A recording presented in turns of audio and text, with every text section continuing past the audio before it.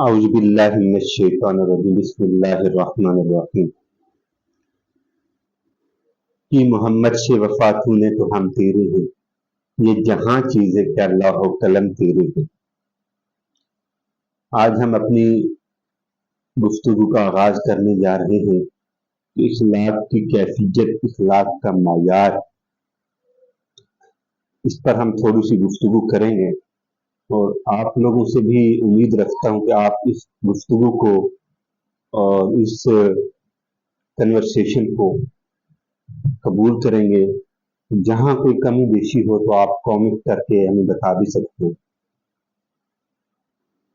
ہمارے معاشرے کا سبب یہ ہے کہ یہاں پر ہر کوئی اپنے اپنے لیول پر اخلاق کو طے کرنا چاہتا ہے۔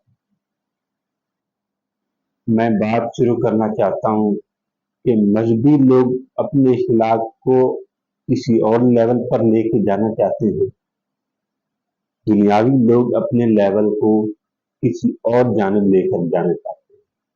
میں اس کو اور سیپریٹ کرتا ہوں کہ اسکول کا پروفیسر اپنے اخلاق کی ڈیفینیشن کو کسی اور طریقے سے پیش کرتا ہے، مدرسے کا عالم دین اپنے اخلاق کی کیفیت کو کسی اور طریقے سے پیش کرتا ہے، اور قرآن اپنے اخلاق کو اپنے رسول پاک صلی اللہ علیہ وسلم کے معجزات کو اسوہ حسنہ کی صورت میں پیش کرتا ہے۔ دیکھیں، میں یہاں پہ آپ کو چھوٹی سی ایک ایگزامپل دینا چاہتا ہوں کہ اگر ہمارا ضمیر، ہماری کیفیت اور ہمارے اسلوب ہمیں شرمندہ کر دیں،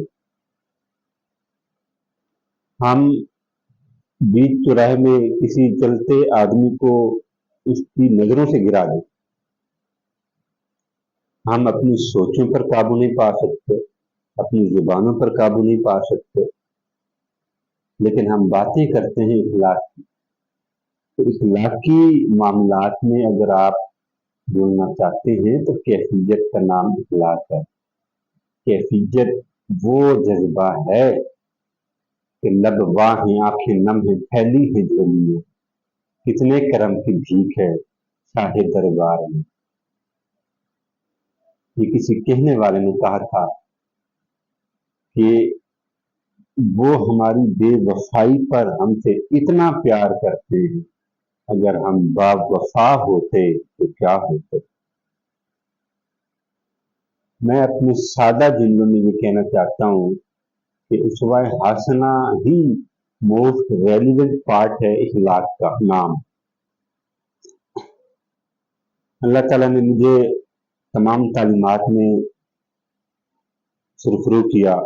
اتنی چھوٹی سی عمر میں میں نے تمام شعبوں میں اپنی تعلیم کے سفر کا آغاز کیا اور اختتامی لمحات میں پہنچا ہوں۔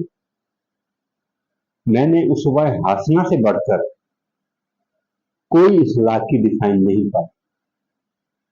اسوہ حسنہ ہی وہ ڈیفینیشن اور وہ کنورسیشن کے طور پر ہم اس کو ڈیفائن اور informative relevant part of religion کے طور پر لے سکتے ہیں کہ جس میں میں نے اپنی زندگی میں اخلاق اگر صحیح معنوں میں سیکھا ہے تو وہ مدرسوں میں ہو یا اسکولوں میں ہو، کالجوں میں ہو یا یونیورسٹیز میں ہو، کوئی بھی ٹاپک ہو، لیکن جو اخلاق میں نے اسوہ حسنہ کو پڑھ کر، سیرت رسول صلی اللہ علیہ وسلم کو پڑھ کر سیکھا ہے، وہ اور کہیں نہیں سیکھا۔ تو اسوہ حسنہ ہم سب کی زندگی کا وہ دیا ہے کہ جس کو پڑھنے سے اگر ہم اپنے اصول اور اپنی قانونی جذبات کے احوال میں اگر نہیں جا سکتے تو اخلاقی طور پر ہم اس لیول پر پہنچ جاتے ہیں کہ جس میں ہم یہ سوچنے پر مجبور ہو جاتے ہیں کہ ہمارا اخلاق محمدی ہے یا نہیں ہے، ہمارے جذبات محمدی ہیں یا نہیں ہے۔ اب یہاں پر میں ایک بات کرنا چاہتا ہوں کہ یہ گوسپ ہو جاتا ہے نا، لیول ہونا چاہیے۔ اگر کوئی یونیورسٹی میں پڑھتا ہے، کالجوں میں پڑھتا ہے، مدرسوں میں پڑھتا ہے، لیول سب کا ایک ہے۔ اب میں بھی سب جگہوں پہ پڑھا ہوں تو لیول سب کا ایک جیسا ہوتا ہے۔ तो सेपरेट करने की बात होती है कि हम